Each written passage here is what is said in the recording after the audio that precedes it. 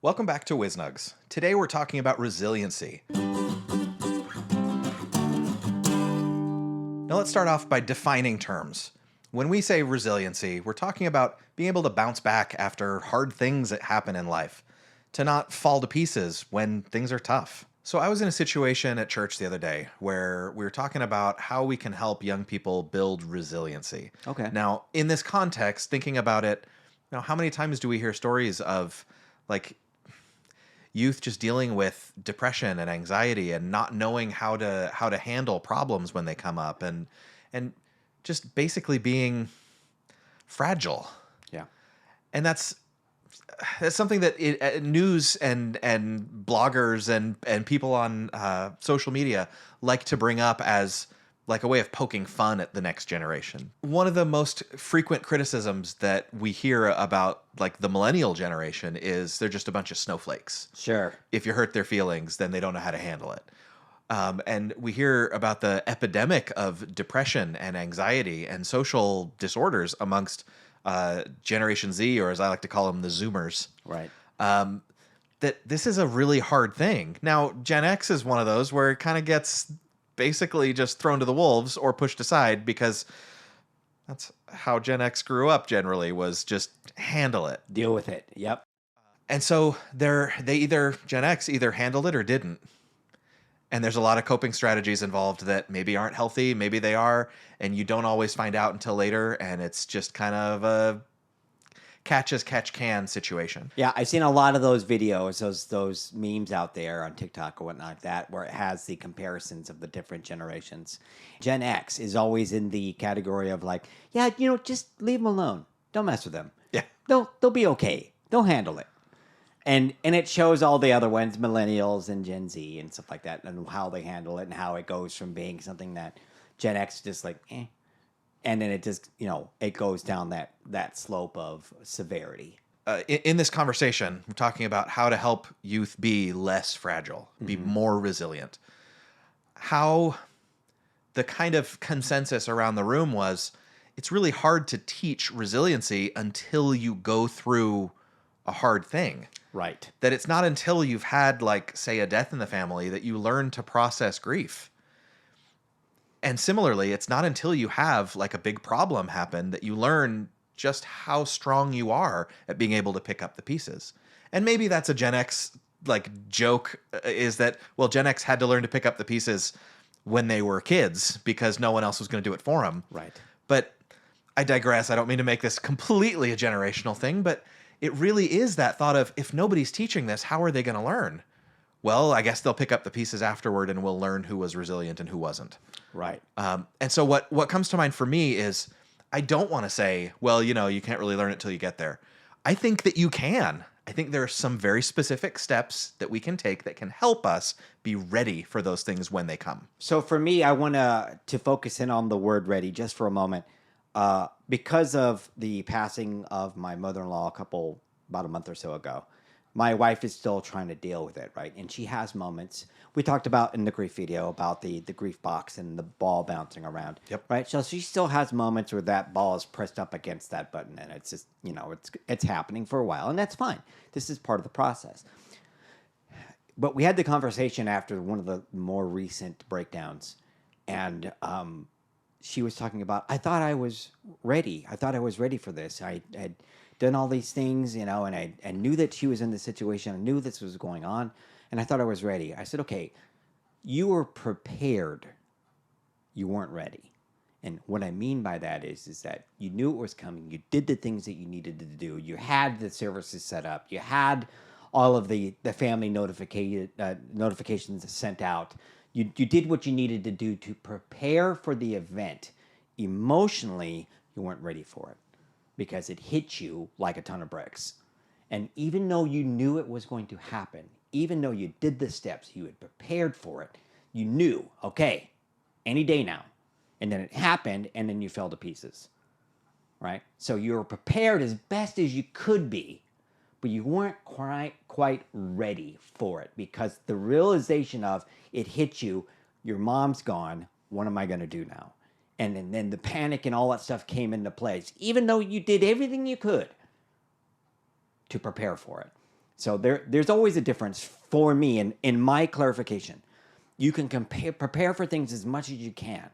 Like for me, I prepared, and this is in juxtaposed to death in the family, it's not the same thing. However, I prepared as best as I could to be ready for my new job. But what to prepare for it, I should really say, to prepare for it, to be on point day one. And then everything that happened, I wasn't ready for what happened. I wasn't ready for not having permissions. I wasn't ready for nothing working. I wasn't ready for having to sit there and wait for people to call me back to find out if I was going to get access to a program or not. I wasn't ready for that. I prepared the best I could, but I wasn't ready for it. So for me, it seems like splitting hairs, but I want to convey that you can prepare for something as much as you can, but when it actually happens, you may or may not be ready for it. Emotionally, is what I'm trying to say when we're talking about resiliency. Because what we are talking about is emotional resiliency. You can be physically resilient to somebody smacking you, right? And you can prepare for that and be ready for it, right? Maybe you spent the past three years sparring with your siblings, and getting a smack in the face, figure four leg lock. That's where it's at. That's where you get submission holds. Yeah, so fair enough. When it comes to prepared versus ready, I get what you're saying. Sure. In this situation, I just felt kind of sad thinking about how much are we going to just be resigned to, well, when catastrophe strikes, we'll pick up the pieces then and we'll teach how to bounce back. And so I thought about, well, there really are some things that we can do. You might not ever truly be ready for an experience until you get there. Right. Fair enough. But there are some things that we can do. For example, a while ago we talked about cognitive distortions, some of the most common ones. If you're familiar with these cognitive distortions so that you can recognize them in yourself and you're doing regular self-check-ins, you're not going to be caught off guard as easily by some of those things. When you start realizing that, wait a minute, I just started this new job and I've been overgeneralizing. I've been catastrophizing. To think that if I said the wrong word, that my boss now regrets hiring me and is just waiting to pull the plug. Right. That it's a new job, but it's already done. That they want someone else for this position, and they've realized that I'm really not very good at it. Okay, that's imposter syndrome tacked on. That's catastrophizing. That's minimizing strengths and maximizing anxiety and fear. But being familiar and conversant in these things can help us to recognize when they come. Being able to see, for example, different attachment styles, realizing things like secure attachment being the one that's the kind of the gold standard, but the avoidant and anxious attachment. These are things that you can look for in relationships to say, wait a minute, if this person is running away every time that we start getting close, this is an avoidant attachment style. We need to be able to talk about that in that way so that I'm not going to have this red flag of like, oh no, I just got married and my wife keeps running away. So if you're conversant in boundaries, if you're conversant in cognitive distortions, red flags for relationships and behaviors that are acceptable and unacceptable, that these are things that you can be prepared before they happen. It's kind of like, we used to say in school, the DARE program to keep kids off drugs was that just to say no ahead of time. You know that you've made that choice, that you're not going to do it. Then when the question comes, you can just say, no, I'm not the kind of person that does that. Yep. You don't have to wait until you're in a situation to know how to respond to it. And that's what I'm thinking about in terms of preemptively and proactively developing some skills and attributes that can help us to be more resilient in the face of catastrophe. Yeah, and once we can do that with ourselves, we can then now teach that to our children. Because this is the question that was given was, how do we make the youth, today's youth, more resilient to the struggles and the situations that life is going to throw at you? One of the examples I think I would do, and this is something I did when I was a teen, late teens, was go volunteer with people who are homeless or have lost and now they're in a shelter or something of that nature. Go volunteer like at a soup kitchen.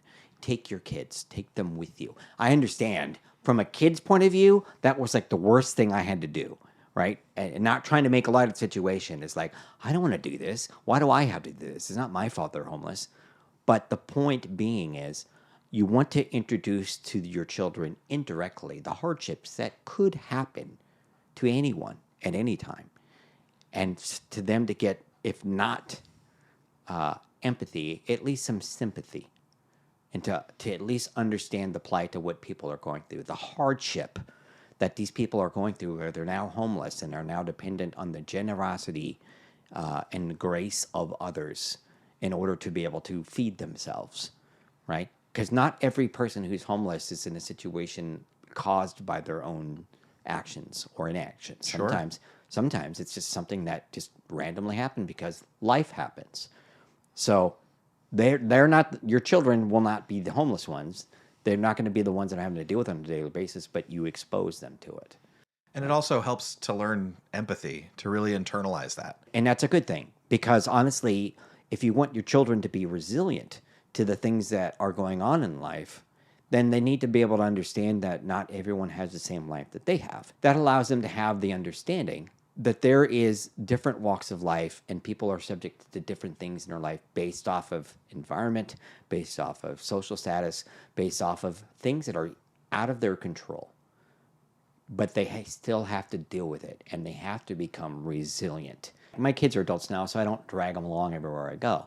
But if they're with me and I have the opportunity, I want to show them that it's important not only to be resilient, but to have that compassion, to have that empathy, to have that sympathy. I don't have the empathy in the case that I've never been homeless and I don't understand what that feels like. I know that, but I am sympathetic to his plight. I'm sympathetic to his needs. So I'm going to do what I can to be the best person that I can be because I feel that's what God would want for me. But I also want to instill upon my children, like, look, a couple of things. Be generous when you can. If you have the opportunity and you've been blessed in your life, pass that along. Yeah, so thinking about that way to deal with it, what we're talking about here in building resiliency is what are you going to put in your toolkit? Right. So that when your car breaks down by the side of the road, you can fix it with the tools that you have because you have them and because you know how to use them. Yep. So one of those things is recognizing the things that cognitive distortions, relationship red flags. One of them is knowing your boundaries up front. Yep. Recognizing that you are not going to allow other people to treat you poorly and just not say anything. But you have to understand that ahead of time so that when you get in that situation, you know that's not okay. As a young teen, if there's things that you recognize in yourself that you want to be able to become better at, building up your resiliency is then practicing the things that make you feel uncomfortable. Let me rephrase that, I think. If you want to prove to yourself that you can do hard things, that requires you to do hard things. Correct. By setting goals, by working toward those goals, by practicing hard things. If in the case of like experiencing discomfort, this is something that comes from researcher Brené Brown talking about not resiliency specifically, but about vulnerability and the power of vulnerability. That part of that is being willing to lean into the discomfort. Yep. At a new job, sitting there going, I feel so overwhelmed, I don't know what to do. Asking those questions of what's going to get me to that next step? How do I embrace the challenge? What do I need to fix or set up or figure out in order to be successful in this situation? You're viewing it now as a challenge or a problem to be solved, a challenge to be risen to, as opposed to, oh no, this hard thing is happening to me. Yeah. This is my circumstance, and now I'm going to take action. Now, so you think about this on like the physical resiliency. If I was a teen and I wanted to become a professional skateboarder, I know that I'm going to get a lot of bruises and bumps and scrapes and scratches and cuts. I know that's coming. But you know what? The end justifies the mean, and I'm going to do everything I need to do to become this professional skateboarder because that's what I want to do. So I go out every day and I fall down. Maybe the first day I fall down every single time. I'm just trying to do a simple trick. I'm trying to do an ollie, right? Very simple. But I've never done it before. I got to figure out how to do it. And every single time right now, I'm popping the board up and it hits me in the crotch. That's every single time. That's what happens. But eventually I get better at it, right? But Maybe you put on a protective cup at some yeah, point. something that you're preparing as best as you can, right? May not be ready for it, but you're preparing. But you go out there and you do it, and you put it into work, and you get better at it. And the bumps and the scratches and stuff still happen, but you know that they're coming, and you're kind of getting used to it, and so it's par for the course. Take that same mentality and apply it to something that you want to do emotionally. If you want to emotionally grow, if you want to become emotionally resilient to things, to hardships, I'm not saying go out there and live the life of a homeless person, but maybe you give up some things to prepare yourself. If I was homeless, what's one of the first few things I would have to do without? Electronics, right? Who knows? Maybe a certain type of food, whatever it is. And try to do those kind of exercises to get yourself to be a little bit more understanding of like, in the scenario where I all of a sudden would become homeless, how would I handle it? Would I lose my stuff and go crazy? Or would I try to figure out what I needed to do in order to keep moving forward and to survive until I get to a better place? And there are lots of different groups that'll do things or recommend things like fasting as a way of saying, okay, my mind can be more powerful than my body. I can choose to do this. Or like Lent is a situation where a lot of people will give something up that they care about deeply for 40 days because they're going to show that they can do that, because they can rise to that challenge. That's a perfect example of something that you can do proactively to help you be resilient. Another thought that came to mind is financial resiliency. You're talking about physical resiliency. One of these things we can do is kind of like prepare and practice. Well, financially as well, we can think about one way to be resilient financially is to save up and have an emergency fund. If we've done that, if we're putting away what we can because we're living within our means and we're putting away extra for a rainy day or a problem or whatever, when that problem comes, it's not an emergency because we've prepared for it in advance. Now, we can't necessarily put away like emotional reserves, Right. but we can make sure that, again, we've said so many times, I think these are just pillars. You got to remember, get enough sleep, drink water, get some exercise, get some sunshine, spend some time in nature, and that is going to help you to have all of the physical and emotional resources that are going to keep you going, so that when something happens, it's not as hard to take. There's been a lot said about self-care. That's a buzz term that's going around society lately, and usually it's used to sell products. But right now, thinking about building your emotional reserves, some of that's going to be knowing in your toolkit, knowing what helps you to feel emotionally recharged and energized. If you just feel exhausted because you're not sleeping well, because all you're doing is scrolling through stories about things that are scary in society these days, yeah, when hard things come, you don't have any resources left because you've tuned yourself to the fear. Find what's going to help lift you up. Find the things for you that are going to help fill your bucket, so that when something bad happens, you've got that bucket full to be able to say, I'm going to be okay. The same way that having a savings account with some money in it is going to help you when, your car breaks down and you need to get fixed. You can. You're not suddenly out of work because you can't get to your job anymore, because you can get the car fixed because you saved the money in advance. These things take preparation. We had an episode where we talked about kind of dealing with depression when you're dealing with loss of a relationship. And one of the things we touched upon is like having a list of things that make you happy or bring you satisfaction. I think that comes into play in this particular scenario. You can have a list of things that you enjoy, whether it's listening to music, whether it's playing music yourself, maybe it's going on hikes, maybe it's doing some sports activity, whatever it is. You have these list of items that bring you happiness. Continue to do those things even when hardship comes. Because we are human, and when a tragedy hits, we tend to focus on the tragedy. And then our world is now encompassed by this. And this is everything that is every day. It's I have to deal with a tragedy. And when I go to bed, I'm dealing with the tragedy. And then when I wake up in the middle of the night, I'm dealing with the tragedy. Instead of, there's a lot of things that are me that I love doing that bring me happiness. And I'm not taking away from what happened. from what happened is bad. But that's not the entirety of my life, even though that seems to be the focus right now. What I need to go back to is the daily things I do for self-care and this list of items that I have that when I get into a situation, I'm feeling down, I'm feeling low energy, I do these things and it brings me back up. Remember when hardship hits that you have these things. And hardship, again, subjective. It may not be something as tragic as a death in the family or something of that nature. It could be something very benign to others but significant to you. And that's what's important. Do the things that are significant to you to get yourself out of the situation for the thing that happened.